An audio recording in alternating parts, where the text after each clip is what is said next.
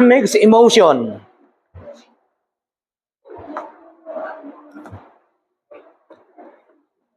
Nalulungkot sapagkat di ko alam kung nasa na iba.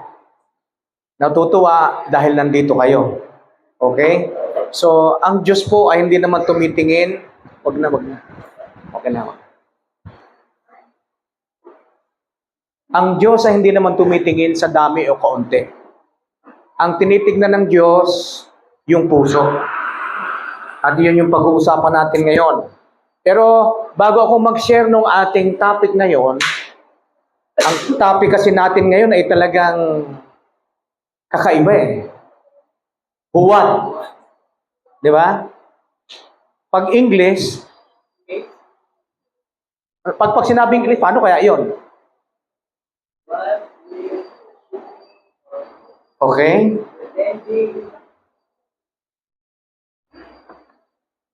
Mamaya, tingnan natin. Gusto ko lamang munang i-share yung nangyayari po doon sa amin sa Bulacan. Okay? Pinapatupad na po namin yung sinasabing PAD. Yung PAD po ay Family Altar Devotion. It's all about prayer. Kaya nga po, natutuwa ako kanina sapagkat bago tayo magsimula, sa ngayon kasi, ang isa sa nakikita kong pinakamahalaga na dapat natin gawin, yung talagang manalangin. Sa nangyayari po ngayon sa ating mundo. Okay? Share ko lang muna to, sabi rito, ano ba yung ibig sabihin ng prayer? Prayer is a conscious act of communicating with a higher power, God. Ulitin ko ang panalangin ay alam mo to, tayo ay nakikipag-communicate sa mataas na kapangyarihan at yung kapangyarihan na yan ay ang Diyos. Kaya pag nananalangin ka, huwag mong isipin nagsasalita ka lang. Okay? The divine, through words, sa pamamagitan ng salita, thoughts, o yung ating isip, or silent. Hindi lang pala ang panalangin, salita ng salita. Okay? May tinuro ako kanina doon sa grupo namin. Natandaan mo ba, Jolo? Ano yun? Logistical, tactical, and strategical prayer. O, meron sila. I-share na lang natin yung balang araw muna. Pero tingnan natin muna to. Sa pamamagitan lang ng isip natin, is a form of prayer. Kaya huwag niyo isipin na pag hindi ka nagsalita, hindi ka nananalangin. Pag nag-isip ka pa lang, lalo na kung ang iniisip mo yung mga kabutihan ng Panginoon, it's a form of prayer. O kaya nga, meron pong isang panalangin, yung sinabi rito, or silent. Hindi mo kinakailangan magsalita, andun ka lang sa isang tahimik na lugar. Ang tawag po, hindi lamang silent, solitude. Pag sinabing solitude, kaya nga tingnan mo yung mga madre, may kumbento, hindi lumalabas ng 10 taon, 20 taon. May kwento po. Alala ko ulit, isang madre, diyan sa may Bima pa. May kumbento diyan eh. Noong siya ay pumasok sa kumbento, wala pa ang Araneta Coliseum.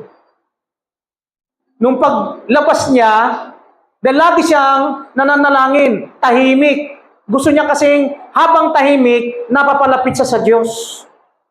Paglabas niya, nagulat siya, naligaw siya kung nasaan na siya. Kasi yung Cubao, fully developed na. So anong ibig lang sabihin dyan? Ang tawag doon ay contemplative. Yung panalangin, nananalangin na kapag nandun ka sa isang lugar na tahimik, mas nakakaulayo mo, mas nalalapit ka sa Diyos. May mga ganong espiritualidad. Pag sinabi kasing contemplative, ito po yung sinasabing a life of loving attention to God. Hindi po ito yung sermon. Gusto ko lang muna i-share to.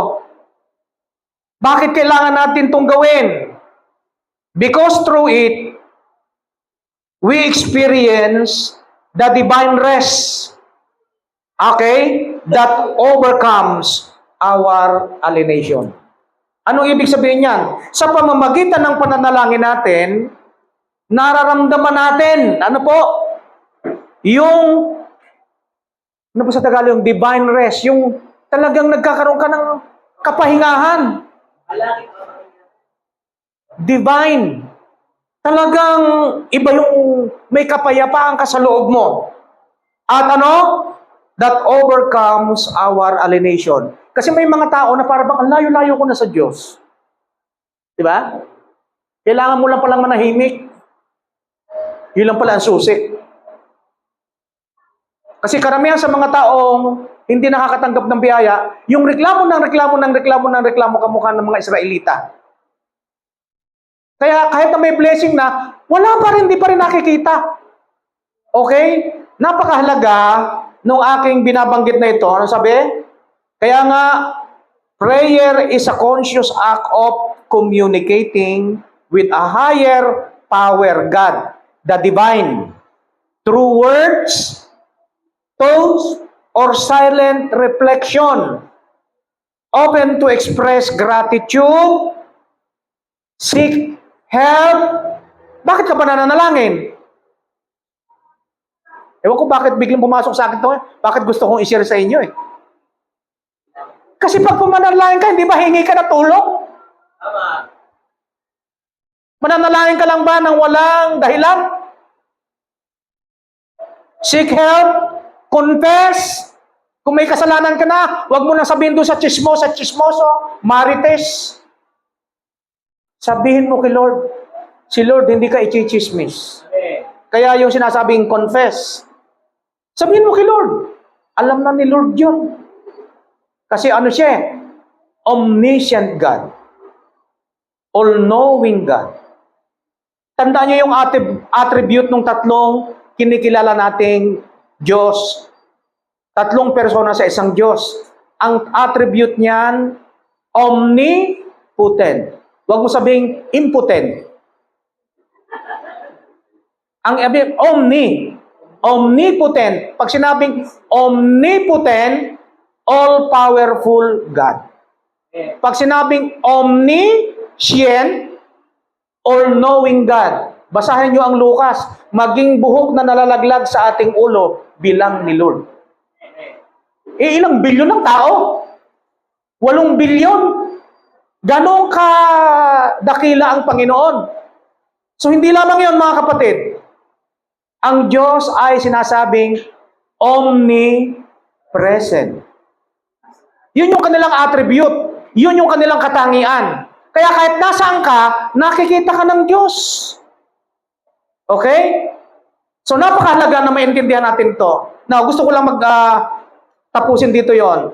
Pag sinabi bang panalangin, kaya napakahalaga ngayon, lalo na sa panahon natin ngayon, yung tayo ay talagang nananalangin.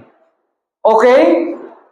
In one sentence, prayer is the sincere communication of the heart.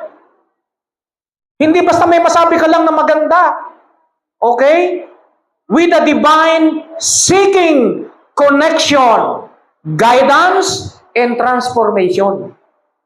Tandaan nyo, pahapyaw lang yan mga kapatid. At tayo po ay pupunta sa ating pag-aaralan. Salamat po, dagdagan ko pa yan. Nag-start na po kami sa aming ganong uri ngayon. Bakit? Hindi kaya lahat ni pastor, hindi kaya lahat ni bishop.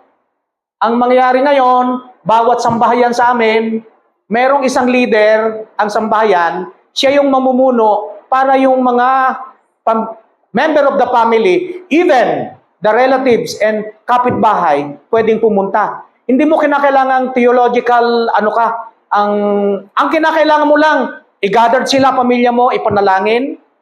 Kasi yan, all in one yan, yung ginagawa namin ngayon. Okay? Unang-una, nawala na kasi yung kultura noon. Binabalik lang natin. Nung araw, bakit ang mga bata magagalang? Ang mga bata, mababait. Kahit hindi ka mag-anak, pag nasa lubong sa kalsada, nag-aamin.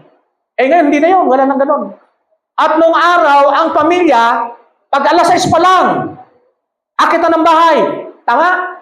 Ang tawag doon, orasyon. Naalala nyo yon? Ang gandang kaugalian natin. Pero nawala na rin. Bakit?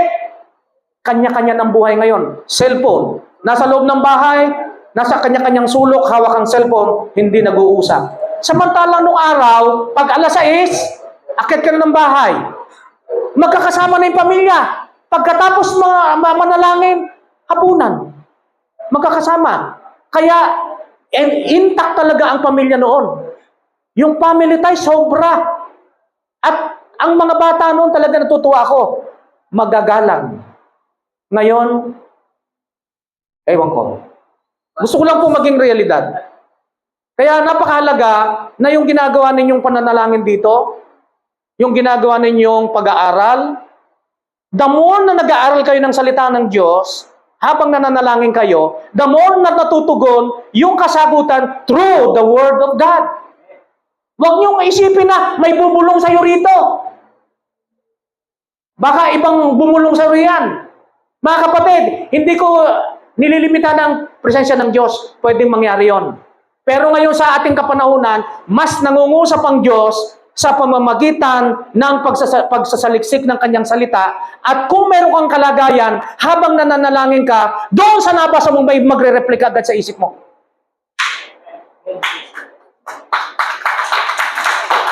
Kung ganyan tayo nakatuto, walang magiging problema ang mga churches. Eh kaya lang ngayon, ang dami kong dinalang libro dito. Sinabi ko nga kay ito ay related sa ating pag-aaralan. Ito ay real talk. Ang may sulat po nito si Dr. Arnold M. Canoy, presidente ng Baptist Church sa Baguio, yung Nazarene, nung kami ay nagpunta ron. Pero ito ay pinorward ni Dr. Ed Banzuelo ng DCES. Dito, taglis ang nakalagay dito. Madaling basahin, madaling unawain. Kaya nga ang tanong dito, mamaya, ma-relate ito doon sa pag-aaralan natin, Christian ka nga ba? O assuming lang? Simple lang to. Marami po yan. Bibigay ko mamaya kay Pastor Val at isi-share na lang sa inyo. Mga kapatid, ang pinag-aaralan natin ngayon, 3 linggo kong pinagbubulay-bulayan. Hindi ko nakausap ang aking pinsan, ang aking bishop. Pero sa pamamagitan ng teksto, inaaral ko kung ano yung kalagayan ng unang panahon at yung kasalukuyan. Ngayon, ang title natin ay huwad. Not true. Hindi totoo. Pag tinamaan kayo, ibig sabihin niya, nangungusap sa inyo ang Diyos. Kung hindi naman, ibig sabihin, okay lang. Okay? Ito pong Isaiah, nung kapanahunan niya, nangungusap siya sa mga tao sapagkat malayong-malayo na yung kanilang puso sa Diyos. Kaya nga babasahin natin. 29:13 ng Isaiah, ito po ang sinasabi. Sasabihin naman ni Yahweh, yamang sa salita lamang malapit sa akin ang mga taong ito at sa bibig lamang nila ako pinaparangalan. Kaya malayo sa akin ang kanilang puso at ayon lamang sa utos ng tao ang kanilang paglilingkod. Kung tayo po ay tatalon, titignan natin, ikinote ito ni Lord Jesus noong kanyang kapanahunan sa aklat ng Mateo. Okay? Aklat din ng Lucas, ng Marcos. Pero dito lang natin tignan. Mateo 15:8. Pero mamaya himayin natin yan. Paggalang na handog sa akin ng bayan ko'y paimbabaw lamang. Take note for the word na paimbabaw. Huwad. Not true. Sapagkat sa bibig at hindi sa puso ito bumubukal. Panginoon, patuloy na gabayan mo kami. Lord, maintindihan namin ang konteksto nito, may apply namin sa aming buhay, at tunay nga po, Panginoon Diyos, na tulungan mo kami upang maunawaan naming lubos ang mga ninanais mong ipaunawa na sa amin sa pamamagitan ng iyong salita. Mga kapatid, ito pong Book of Isaiah, kung titingnan po natin, may pumuputok yan na, ano ba yung pumuputok yan? Oh, baka ini. Ayan, okay. Ito po ay nasulat, humigit kumulang po, 700 or 701 BC. Pag sinabing BC, before Christ. 701 taon. Bago nakarating kay Kristo. Okay? Yun po, yung panahon na yon ay panahon ng paghahari ni Haring Hezekiah. Ng Huda. At nung mga panahon na yon, ang Huda ay napailalim sa banta ng mga Assyrian Empire. May banta sa pangunguna ni Haring Sennacherib. Yan po yon, si Sennacherib. Maraming tao noon na imbis na magtiwala sa Diyos, nagtitiwala sila sa kanilang mga kalyado, lalo na sa Ehipto noong mga panahon na yon. Ngayon, baligtad ang nangyayari. Nagtiwala sa mga politika o sa mga kalyadong bansa kaysa sa magtiwala sa Diyos. Hello? Sa ating kapanahunan kaya nangyayari ito? Saan tayo nagtitiwala?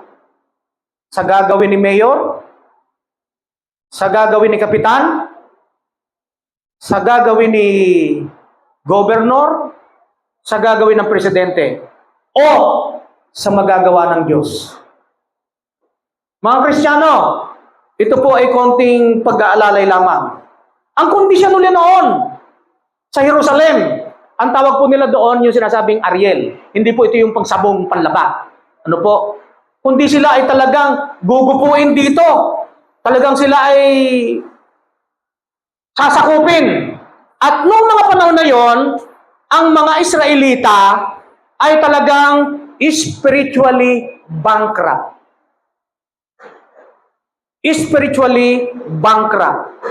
Corrupt, and hypocritical.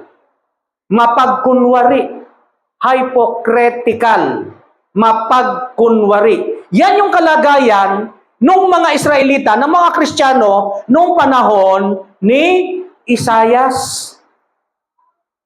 Mapagkunwari, mapagpaimbabaw. Kaya nga kung babalikan natin yung teksto, ano ang sabi? Sasabihin naman ni Yahweh, yamang sa salita lamang malapit sa akin ang mga taong ito. Okay? At sa bibig lamang nila ako pinaparangalan. Kaya malayo sa akin ang kanilang puso. Malayo ang puso ng mga Israelita, ng mga Kristiyano ng panahon na yon. Yun yung kalagayan nila. Binigyang diin yan. Okay?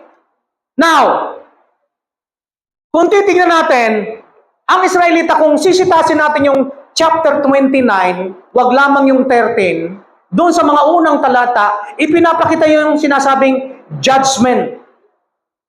Meron ng hatol ang Panginoon doon sa mga unang talata na ating babasahin. Sapagkat ipapasakop na nga sila Kasi nga malayo. Walang silbi yung ginagawa nila. Linggo-linggo tumutugtog. Linggo-linggo nagpupuri sa Diyos. Linggo-linggo nananalangin. Ang tanong, ang sagot. Totoo ba? O assuming lang? Di ko alam. Yun po yun. At ito pa ang kalagayan nila. Maging yung mga leader, mga propeta nung panahon na yon, okay? Yung mga leader, propeta, yung mga tao, the people, including their leaders, prophet, were spiritually blind and ignorant of the truths. Yun yung kapanahunan ni Isaias. Ultimong mga propeta, ignorante sa katotohanan ng Panginoon. Yung inaasahan ng mga tao na magdadala sa kanila sa Panginoon Diyos, ignorante. Kaya nga anong sabi? Nag-quote dyan si Jesus. Yung bulag na mag-aakay ng bulag, saan pupunta? Kangkungan. Ito ang pangyayari sa mga Israelita noong mga panahon na yon. Kaya laging binibigyang diin yung verse 13. Kaya yun yung kalagayan. Dagdagan natin. Hindi nila nakikita yung kapangyarihan at katalinuhan ng Diyos sa kanilang kapanahunan. Ano? Yun ang malungkot. God reminds them that His wisdom is greater than theirs and He will reverse the expectation. Kasi nga sila, nagtitiwala na lang saan? Sa mga tao. Hindi na nagtitiwala sa Diyos. Ang tanong, ang sagot, sa kapanahunan kaya natin ngayon? Hindi ko alam, kayo sumagot.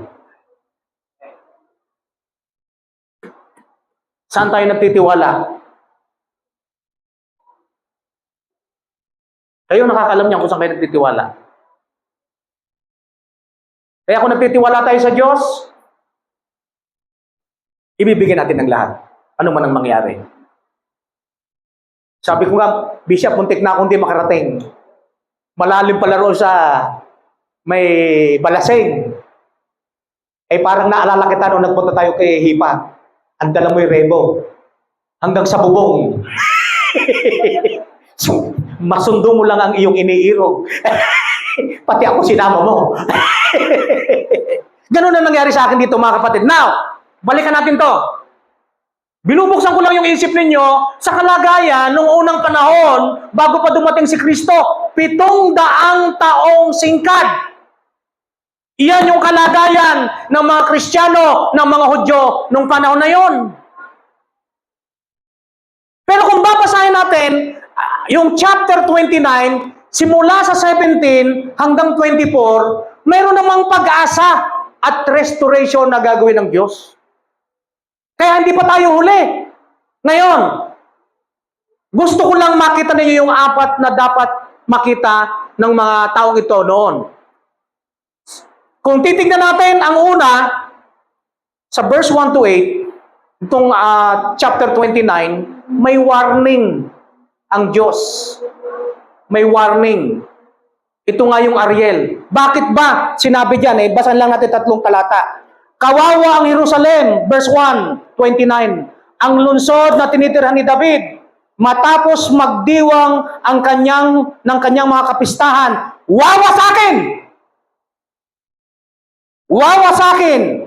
Okay? Ko ang lungsod na ito na tinatawag na dambana ng Diyos. Dahil dito, maririnig ang mga panaghoy at pagtangis. Ang buong lungsod ay magiging tila dambanang tigmak ng dugo.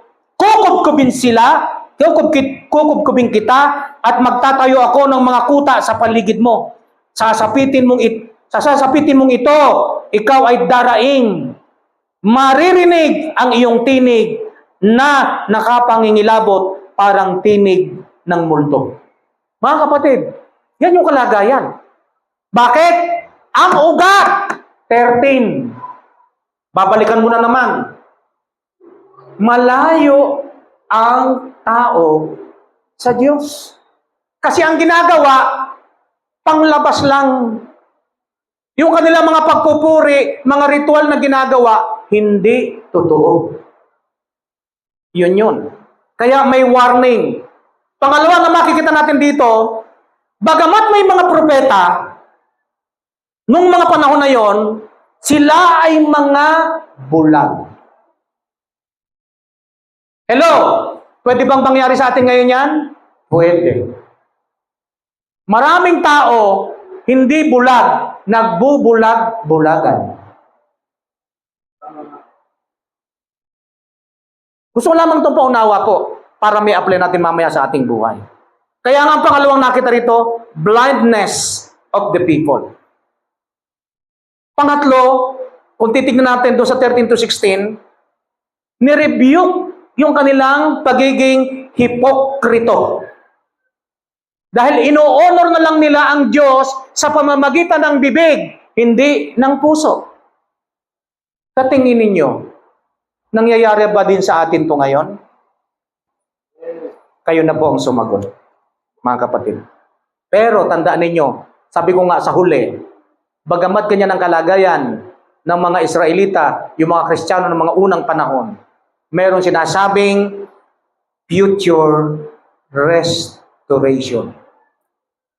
Kaya napakaganda na makita natin yung kalagayan muna ng mga Israelita during the time of Isaiah. Ngayon, sa hinaba-haba ng panahon, umabot na ngayon kay Jesus Christ. Umabot na. Kinote na naman ngayon ni Jesus Christ yung sinabi ni Propeta Isaias. Anong sabi? Ang sabi, 15:8, paggalang na handog sa akin ng bayan ko'y paimbabaw lamang, sapagkat sa bibig at hindi sa puso ito bumubukal. Ang nangyari ngayon, parang ritual na lang, obligasyon na lang. O, kinakailangan akong tumugtog, kinakailangan akong, parang ganito rin yung nangyayari doon. Mga kapatid, tignan nyo, kahit napakahaba ng panahon, nagkamali ba ang Biblia? Sa tingin nyo? Bakit napakatagal na? Hindi ko lang ma-reconcile, Bishop. Tulungan mo nga ako. Kasi, sa unang tipan hanggang Malakay, meron munang sinasabing 400 silent years. Bishop, kasama ba yun sa 701?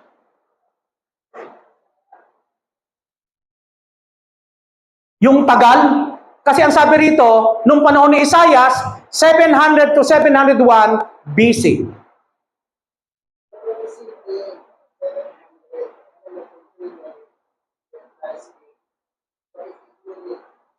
Included, doon sa 700.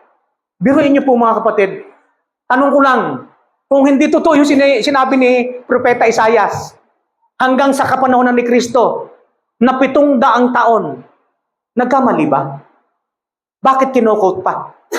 Ibig sabihin, malinaw na ang salita ng Diyos hindi nababago, hindi nagmamaliw. Kung ano ang sinabi sa Biblia, mangyayari. Kaya nga kaawa-awa ang mga hindi kumikilala talaga sa Diyos. Dahil lahat ng sumpa nasa atin. Pero salamat sa mga Kristiyano, nagkaroon ng Romans 8:1. In Him, there is no condemnation. Sa Kanya, wala ng paghatol. Tayo ay pinalaya na ng Panginoon. Pinatawad tayo, minahal tayo. Ang gagawin na lang natin, sambahin siya. Sambahin siya ng ating muso. Puso pala. Nakikinig pala si Nakikinig pala si Jolo. Mga kapatid, ito yon. Kinote ni Jesus yung Isaiah 29:13 to rebuke the Pharisees and scribe for their religious hypocrisy. And it shows that Isaiah message about lip service, heart's distant applies in Jesus' time. Bakit? Itong mga ito, paimbabaw lamang Kaya nga kung babalikan natin yung Matthew chapter 15 verse 1 and 2, sabi rito, minsan lumapit kay Jesus ang ilang Pariseo at mga eskriba galing sa Jerusalem. Kanilang tinanong, bakit nilalabag ng mga alagad mo ang turo na minana? Take note sa salitang minana natin sa ating mga ninuno. Kumakain sila nang hindi muna naguhugas ng kamay ayon sa parang iniutos. Tingnan nyo, yun yung ipinabatok agad kay Jesus Christ ng mga Pariseo at Eskriba, Saduceo. Itong mga ito, Binabaliktad na, pinipilipit pa ang katotohanan ng mga leader. Bakit? Sa nagbabasa, ewan ko kung natas ito ni Bishop, yung sinasabi rito, yung exposes the hypocrisy ng mga iskriba at saduseyo, yung salitang kurban. Mamaya ulitin natin yan. Nabanggit mo? Kurban? Ipinapalit nila yan doon sa mga dapat na ipatupad na salita ng Diyos. Pero ito, gawa nila. Okay? Kaya mga kapatid, kilala nyo ba kung sino yung mga eskriba? Pariseyo. Ano, Nanay Florentina? Kilala nyo po ba? Ang mga eskriba noong mga panahon na yon. Pag sinabing scribe or Sadducees, pag sinabing scribe, expert of the law of Moses. Ang tawag doon sa libro ni Moises, Torah. 5 books yan. Wala pang bagong tipan nung araw ng panahon nila. 5 libro pa lang. Anong libro yon? Genesis, Exodus, ano sunod? Leviticus, Number, Deuteronomy. Iyon lang yung libro nila sinusundan. Utos na naitala sa panahon ni Moses. Sila yung expert dyan. Interpreters and copyists of Scripture. Sila yung nag-i-interpret noong mga aral at tuntunin ng Diyos. Pero alam niyo po, hindi lamang sila interpreter. Sila ay mga interrupter.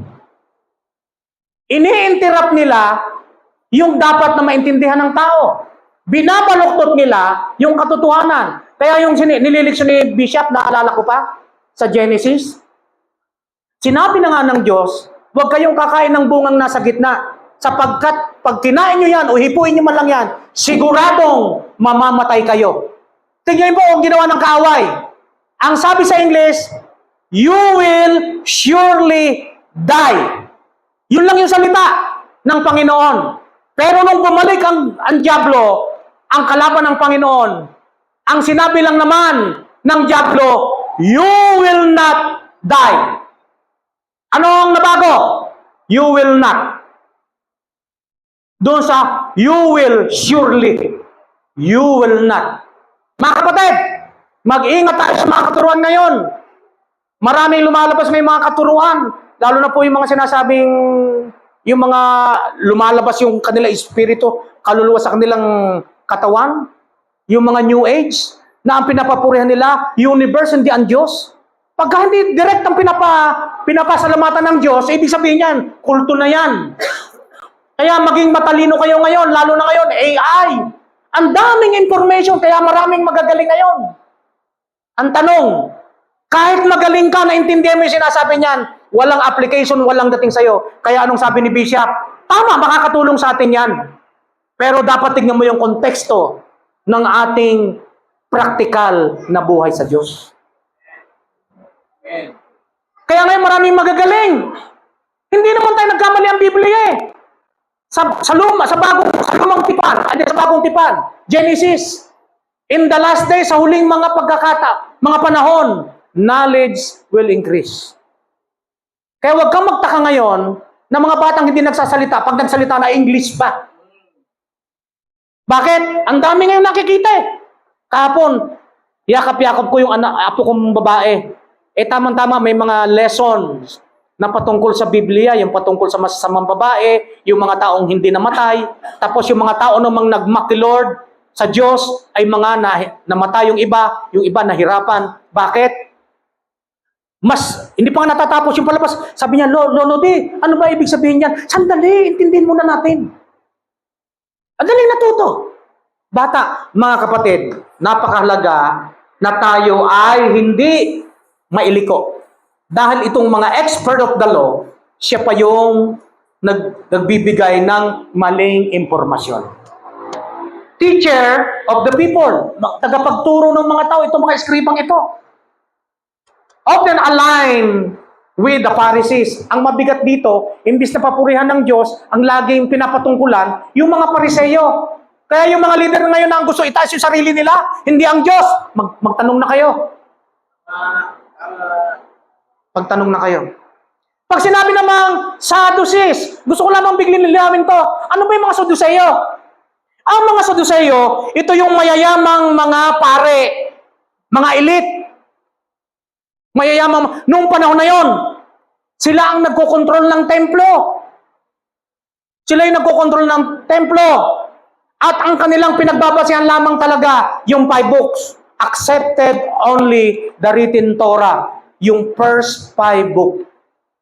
At ang malungkot dito sa mga ito, nire-reject nila yung patungkol sa mga anghel at pagkabuhay na maguli. Hindi sila naniniwala ron. Ito yung mga Sadduceo. Maliwanag sa Biblia na binabasa natin, yung 2 mabuting anghel, dahil 4 ang binigyan lang ng pangalan Nabasa niyo ba yun? 4 lang ang binigyan ng matinding pangalan na talagang matitindi itong mga anghel na ito. Number 1, si Michael Arcangel. Tama? Yung nakipagdigma sa kalawakan, natalo ang hukbo ni Taning. Pangalawa, sino? Yung kumausap kay Elizabeth. Sino yun? Si Zacarias. Gabriel. Si Angel Gabriel. At kung titingnan natin sa Revelation, ito na may masama, pero gagamitin ng Diyos para mapukse, mangyari ang gagawin ng Diyos. Napakamakapangyari ito. Anghel ng kalaliman, si Apollyon. Hindi mansanas yun, Apollyon.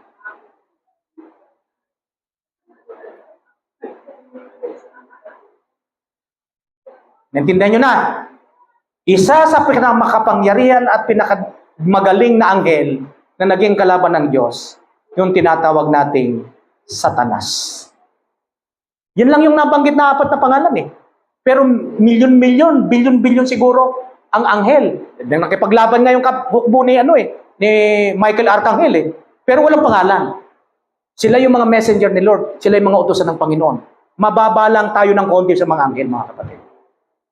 Yun ang kalagayan natin. Sana naintindihan ninyo. At noong mga panahon na yon, maraming ginawang mga man-made laws. Hindi batas ng Diyos, kundi batas na ginawa ng tao. Nangyayari ngayon yan Mga kapatid, magtaka kayo. Maraming religion ngayon, grupo, na maraming pinapatupad na batas. Naging sa panahon din ni Jesus Christ. Kaya ako narinig nyo sa Ed Lapis, ang idinagdag doon sa 10 Commandments, 611 laws. Biro mo karami yun. O ngayon, maraming mga relihiyon ngayon. Hindi na ako sabi ng pangalan. Pero marami sila sinasabing, sacrament. Ang dami. Pero si Jesus Christ, hindi niya in-expound. Yung 10 utos, pinaliit nga Napunta na lamang sa 2 utos. Dahil yung 10, hindi nga natin matupad. Tama? Tama. Tatamaan tayong lahat. Saan napunta yung 10 utos? Ibigin mo ang Panginoon mong Diyos ng buong puso, ng buong lakas, kaluluwa, etc., etc.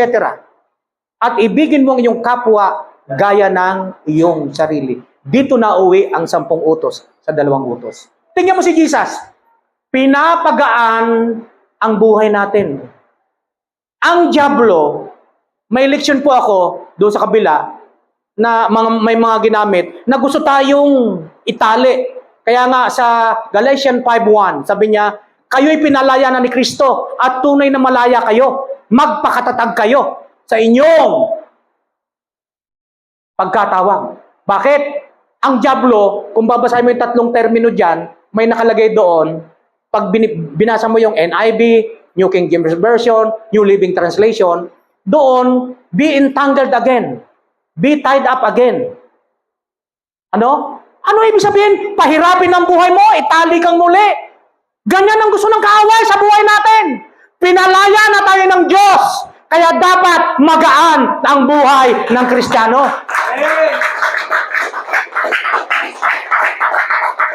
Ang ginawa ng mga ang ginawa ng mga Saduceo at mga Pariseo, inexaggerate nila, dinistorted nila ang batas ng Diyos. Tama. At ito pang malungkot.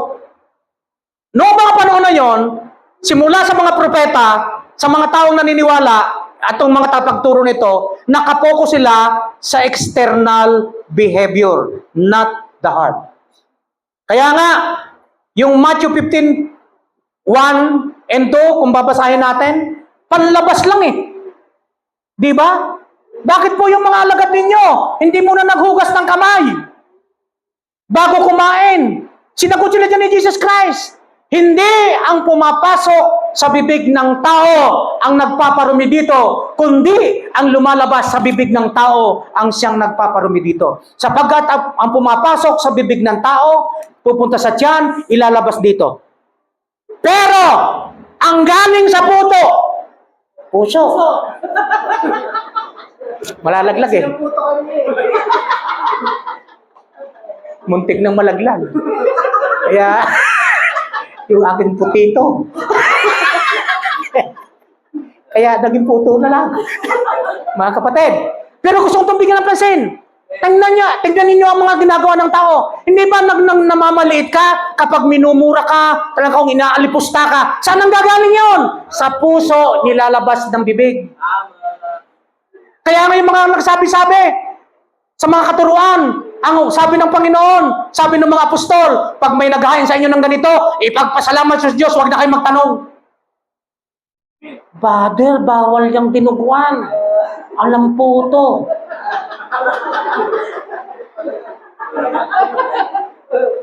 Bakit?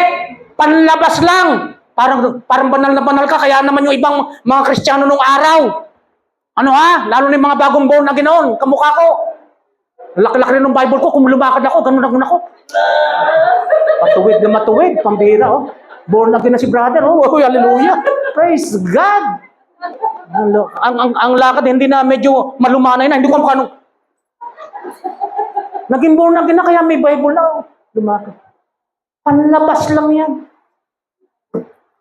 Ang mahalaga, importante. Makita sa buhay natin. Yun ang gusto ni Lord. Kaya nga sabi rito, ang pagsamba nyo sa akin, sa bibig lang eh. Hindi galing dito. Si Lord nakatingin, hindi sa bibig. Sa puso. Punto. Sa puto. Sa puto. Alright? Amen? Nandiyan pa ba kayo? At ito pa mabigat ng mga panahon na yon. Hindi ako makatapos-tapos dito. Yung mga Saduceo, Pariseo, ano po? Nagbibigay yung mga religious leader ng power sa kanila para purihin ng tao. Dito, kahit anong posisyon natin, isa tayo sa harapan ng Diyos. Bagamat kami ginagamit na pastor, hindi kami mataas sa inyo. Kanya-kanya tayo. Ang tingin sa atin ni Lord, pantay-pantay. Kung ano'y kaligtasan namin, yan din yung kaligtasan ninyo. Kung ano'y pribilehiyo nyo, yun din yung pribilehiyo namin. Walang kinikilingan si Lord. Si Sarah, meron. Si Isaac. Hindi si Iso. Mga kapatid. Ha? Okay. At ito nga mabigat, mga kapatid. Yung katuruan ng Diyos, kaya sabi ko mag-iingat tayo. Lalo na ngayon, marami nang sinasabing AI, Artificial Intelligence. Kaya, often replace God's command. Basahin natin to ha. Magdiyan lang kayo. Mark chapter 7, verse 6 to 13. Basahin natin.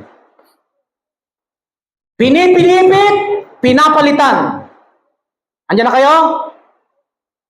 Mark 7, 6 to 13. Babasahin ko na ha. 6. Sinagot sila ni Jesus, tama ang hula ni Isayas tungkol sa inyo. Oh, kinote na naman si Isayas. Ang tagal-tagal na. So, ibig sabihin, tama yung sinabi ni Isayas. Mapagpaimbabaw nga kayo, gaya ng kanyang isinulat. Paggalang na handog sa akin ng bayan ko'y paimbabaw lamang. Sapagkat sa bibig at hindi sa puso, ito bumubukal. 7. Papurit pagsambang ginagawa nila'y walang kabuluhan.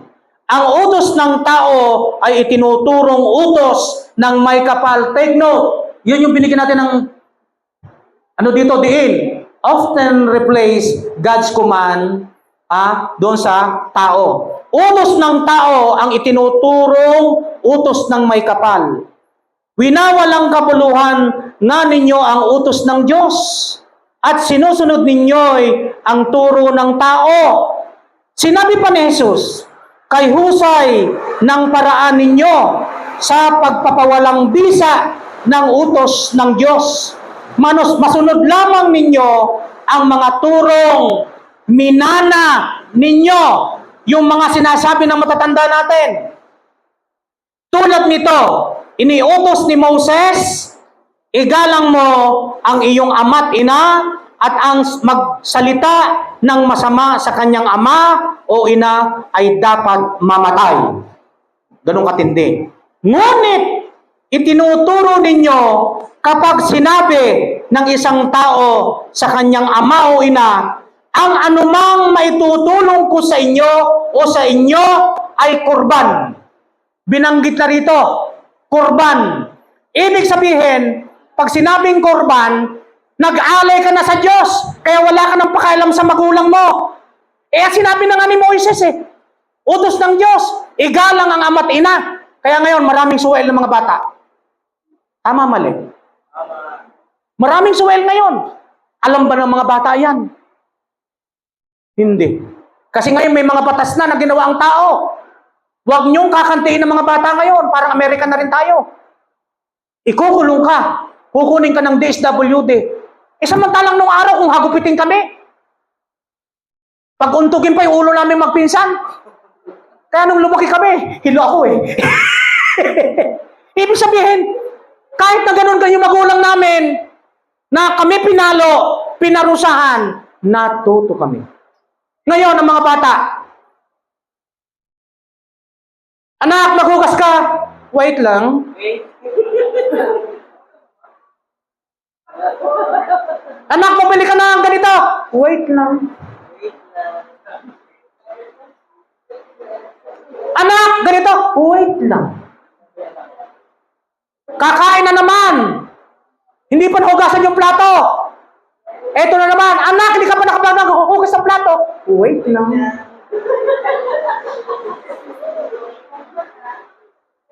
Mga kapatid, nalalayo na tayo sa katotohanan. Ito ang kahalagahan ng iglesia. Ito ang kahalagahan ng ating sambahan. Itinuturo sa atin ang prinsipyo na dapat nating lakaran. Kaya nga, Kawikaan 22:6, ituro sa bata ang tamang katuruan hanggang sa paglaki, hindi niya ito lalayuan. Kaya kung may tinuturo man dito si Bishop, si Pastor, Bal, pagtsagaan ninyo, hindi para sa kanyo lang yan, para sa ating pamilya yan. Mga kapatid, nanay, nanay Florentina, ilang ba apo mo? Marami kang apo? Ha? Hindi. Okay? Maraming mga batas. Ano mga halimbawa?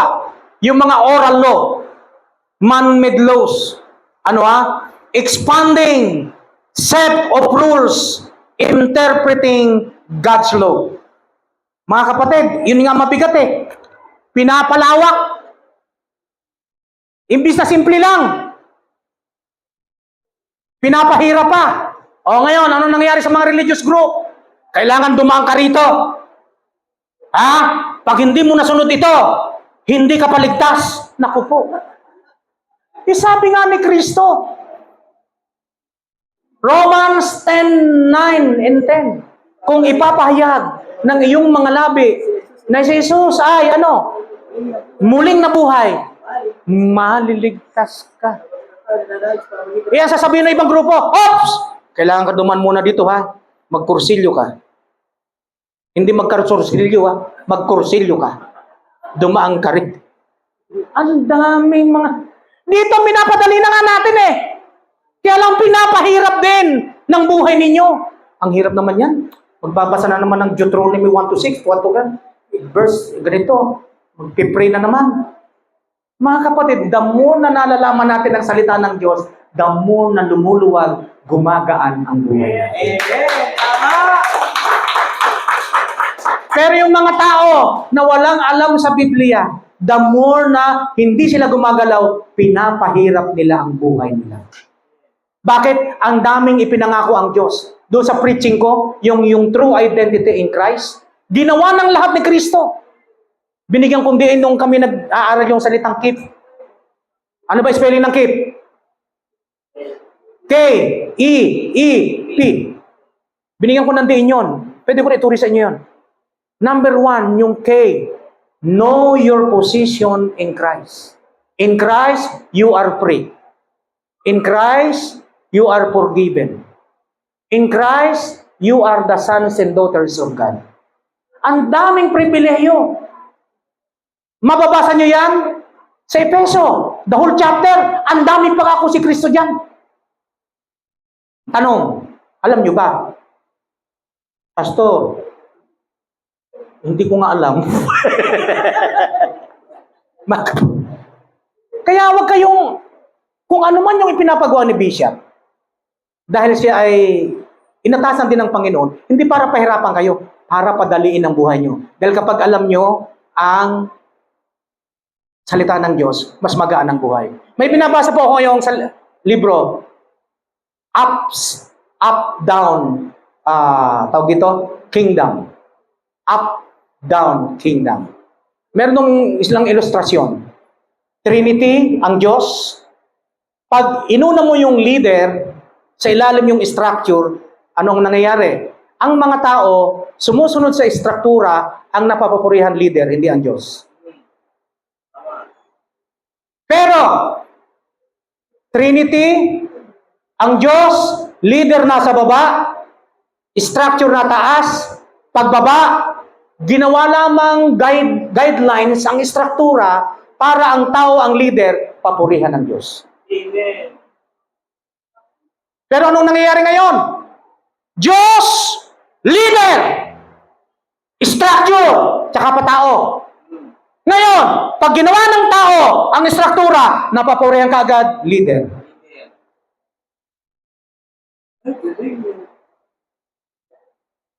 Kaya dapat magbasa-basa tayo.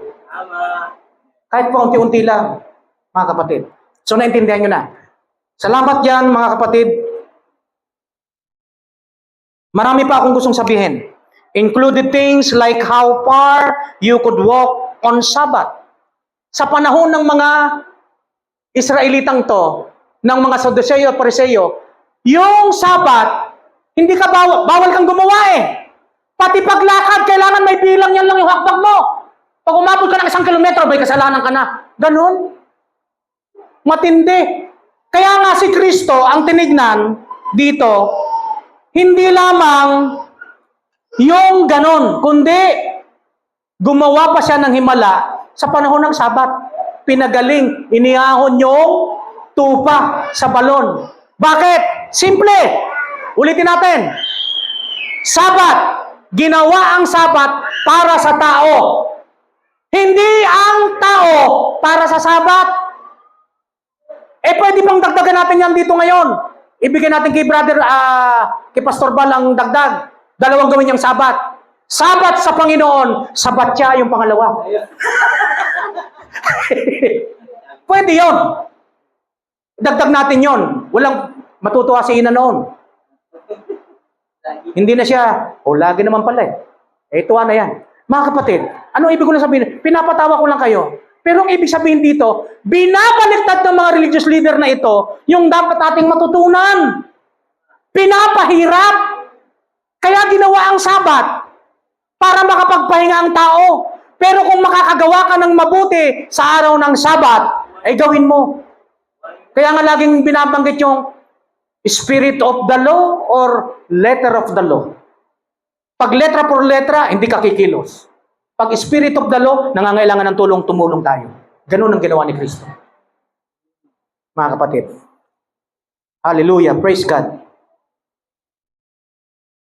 Marami pa. Ano ngayon ang tugon ni Kristo dyan sa mga ginagawa ng mga Pariseyo? Basahin na lang natin. Jesus called out those or these man-made laws. Matthew chapter 29 verse 9, 15:9.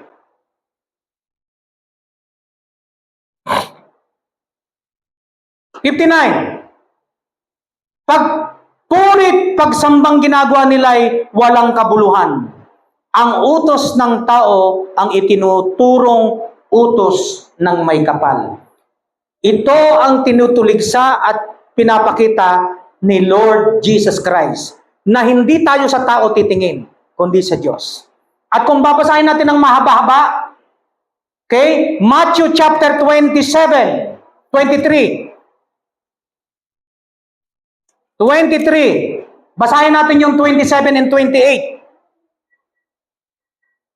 Saba ninyo mga eskriba at mga Pariseyo, mga mapagpaimbabaw, ang katulad ninyo'y mga libingang pinaputi.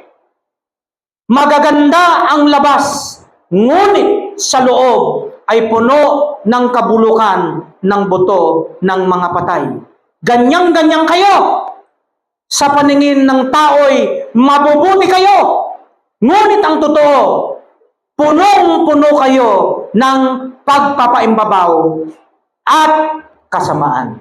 Mga kapatid, malaking ano to sa atin to. Ito yung ipinapakita ni Lord sa panahon niya na nangyari sa panahon ni Isaias. Ang mga tao noon, kunwaring matuwid. Pero ang kalooban, naku po, yan, diyan tayo masusukat ng mga Kristiyano. Yung bang mga tagal TLC, FCC, I na yan eh. Mabubuti ba yan? Parang gagalang ah. Tapos yung kapitbahay, kaaway mo. Patay. Patay. Kapatid. Yun po. So, napakaliwanag na yan. Ngayon, ano ang matututunan natin dito? Simula sa lumang tipan hanggang sa bagong tipan, tumawid yung ugali. At mamaya, tatanungin ko kayo, simula nung panahon ni Kristo hanggang sa ating kapanahunan, tumawid ba uli? Okay, anong natutunan? God desires obedience from the heart, not just rule following. Ulitin ko, God's desire obedience from the heart, not just rule following. Hindi lamang pagsunod sa mga alituntunan dito, kundi nanggagaling sa ating puso ang pagsunod sa Diyos.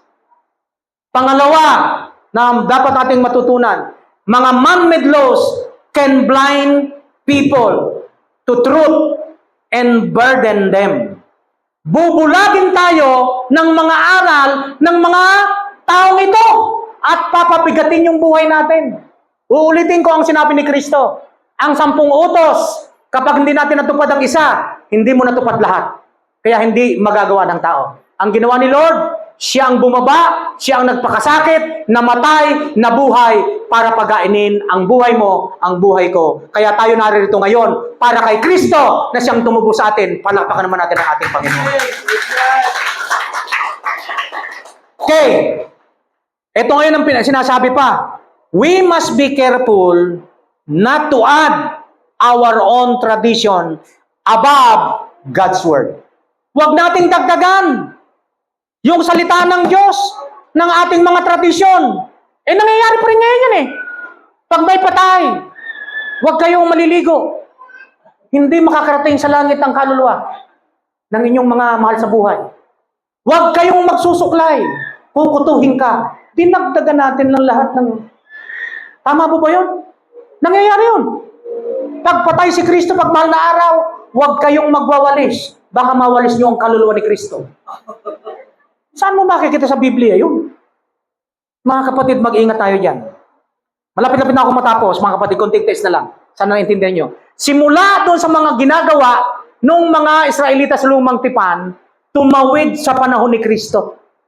At mamaya titignan natin, simula sa panahon ni Kristo, tumawid ba sa atin? Okay, ito pa. Sabi ni Warren Wiersbe, ito po yung paborito kong commentator, ano po?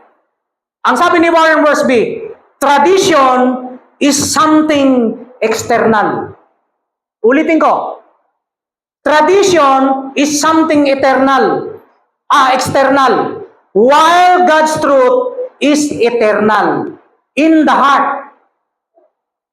Internal. Ang mga lituntunin ng tao, panlabas lang. Kaya nga ang sabi ng mga kalagad, ng mga Saduceo, bakit hindi muna naghugas ng kamay? Panlabas lang. Ang Diyos, internal. Laging nakatuon sa atin ang Diyos sa ating puso. Yun po yun. Pangalawa na sabi ni Warren Wiersbe, tradition brings empty words to the lips, but truth penetrates the heart and changes the life. Ulitin ko. Tradition brings empty words to the lips. Baliwala yan. But truth, subalit ang katotohanan, tumatagos sa ating mga puso at nagbabago ng buhay. Dagdagan pa natin ang sinabi ni Wiersbe. God wants us to give Him our hearts. Gusto ng Diyos na ibigay natin sa Kanya, hindi kung anuman, ang puso natin. Pag sinabing, we believe in the heart, sinabi ko na kanina, Romans 10, 9 to 10. Kung ipapahayag ng iyong mga labi na si Kristo ay namatay, nabuhay, ikaw ay balik. Saan ang galing yon? Sa puso. From the heart. Dapat magising tayo rito. Pangalawa, love from the heart. Dahil sinabi ng Matthew chapter 22 verse 37, ibigin mo ang Panginoon mong Diyos ng buong puso, ng buong lakas, ng buong kaluluwa. Saan ang gagaling? Sa puso. Hindi sa nguso. Okay? Pangatlo, sing from the heart. Kaya tatama tayo mamaya rito eh. Sing from the heart. Anong ibig sabihin dyan? Colossus 3:16. Umawit kayo ng mga salmo, ng mga imno, at mga awiting espiritual na may pasasalamat sa Diyos. Sing from the heart. Kanina, medyo marubdob yung kanta ni, asan ba yung kumanta kanina? Si Jace, ang aking mahal na kapatid. Okay? Hindi lamang yon, mga kapatid. Ang sinabi pa pang-apat, obey from the heart. Ang tinutukoy lang dito, heart kasi dito ang pinag-uusapan natin, puso eh. Simula sa lumang tipan, hanggang sa bagong tipan, puso ang gustong tignan ng Diyos, hindi nguso. Puso. Okay, obey from the heart. Romans 16, Romans 6:17, Ephesians 6:6. Ang sabi rito, Romans 6:17, ngunit salamat sa Diyos sapagkat kayong dating mga alipin ng kasalanan ay naging masunurin. Naging masunurin. Okay? Sa aral na tinanggap ninyo. Obey from the heart. Tanong, ang sagot, bahala kayo. Panghuli, ang sabi rito, give from the heart. Ano sinasabi ng 2 Corinthians? 2 Corinthians 9:7. Ang bawat isa ay dapat magbigay ayon sa sariling pasya, maluwag sa loob, at di napipilitan lamang sapagkat ang ibig ng Diyos ay kusang loob na pagkakaloob. Give from the heart. Ulitin ko, ang pinakapunto rito ng pag-aaral natin, it's all about your heart. It's all about our hearts. Sabi, believe, okay, in the heart. Pangalawa, love in the heart. Pangatlo, sing from the heart. Obey from the heart. Hindi napipilitan lamang. Give from the heart. Mga kapatid, pinakita ko po kay Bal. Hindi naman malalim to, Bal. Simple lang, pero real talk to. Mga buhay ng tao to. Ang tanong dito, natanong ko rin sa inyo, Christian ka nga ba? O assuming lang? Kayo ang makakasagot. Makakatulong kay Pastor Bal. Ayan ha. Christian nga ba tayo? O assuming lang? Pangalawa.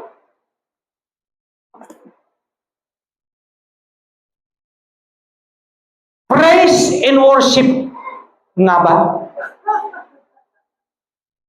Praise and worship nga ba? O assuming lang? Basahin mo ulit, Pastor Bal.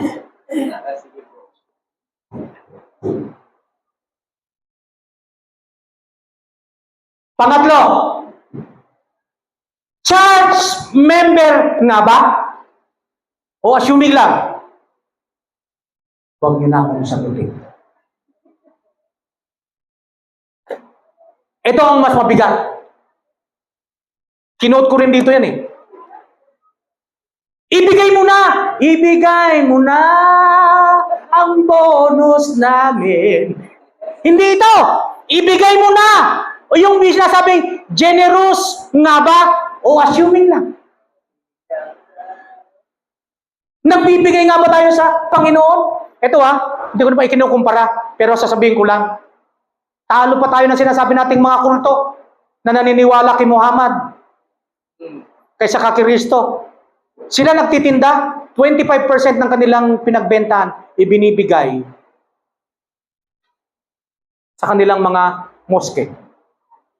Tayo, 10%, hirap na hirap dukutin. Natsatsani pa.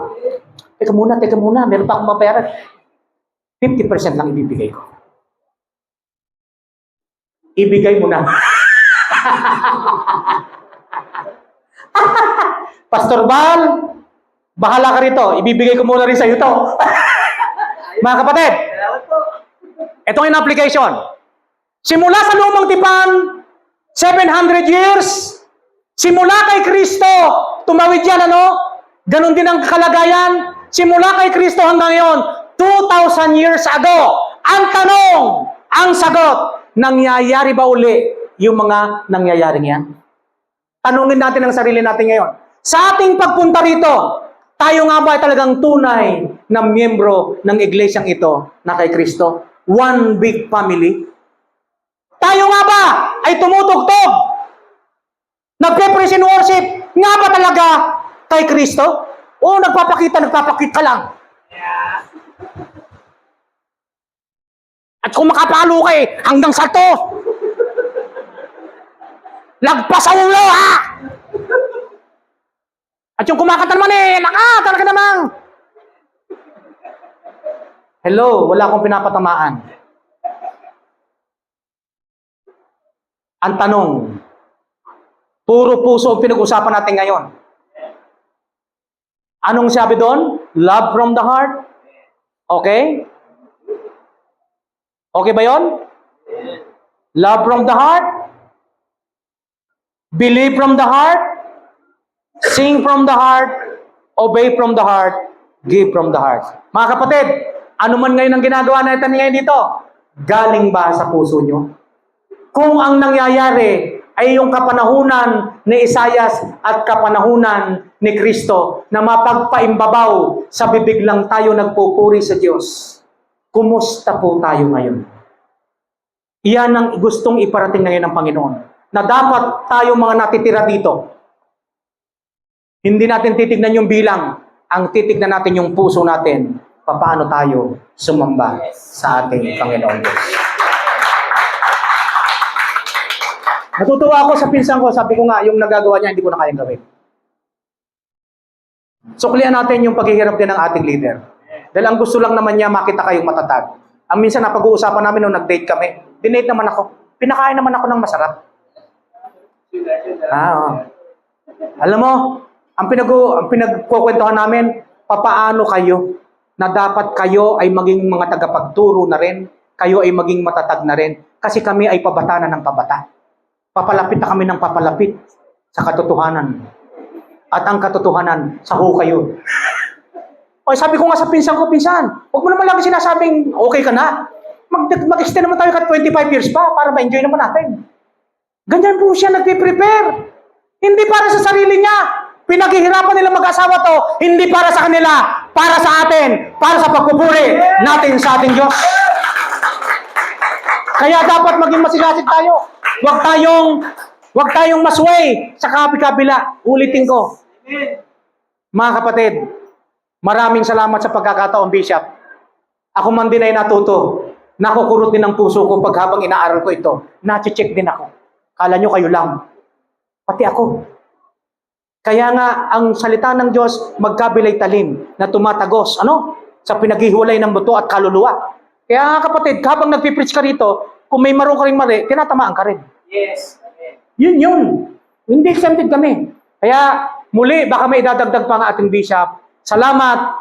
Ay pinapakita dito ni Isaias, huwag tayong maging ipokrito. Pinapakita ni Kristo, huwag tayong maging ipokrito. Huwag panlabas, panloob. From the heart. From the heart. From the heart.